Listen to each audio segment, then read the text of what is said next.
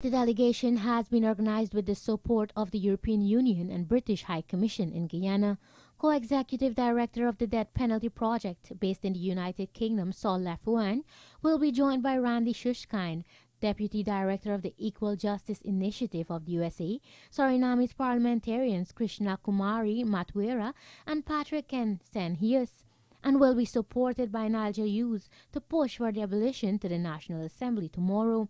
Currently, some 17 prisoners in Guyana are on death row, even though Guyana has not carried out an execution since the year 1997. In his presentation, Lafouin pointed out that the death penalty, according to research, does not necessarily deter crimes. First assumption or justification that some retentionist countries rely on is that the death penalty is an effective criminal justice sanction because it deters crime. It makes societies safer. And we would strongly argue that this is a myth and that there is no evidence whatsoever that the death penalty provides any greater deterrent effect than other forms of punishment. Shushkine noted that America is also currently moving to have the death penalty abolished in all states. The death penalty is actually on its way out in the United States. It's currently active, but it is waning, and it's just a matter of time over the course of the next years or so where the death penalty ultimately will likely be abolished. The trends are very, very clear.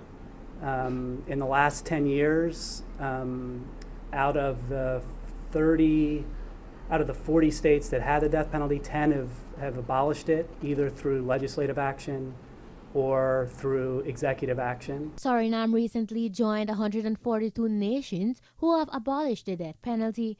As such, the Surinamese MPs are expected to share their experiences with the National Assembly. According to Matuera, Suriname, which after the abolition made several new changes in terms of security, have made new strides. We have seen after 2 years abolition of death penalty in Suriname that the impact on crime is not dramatic.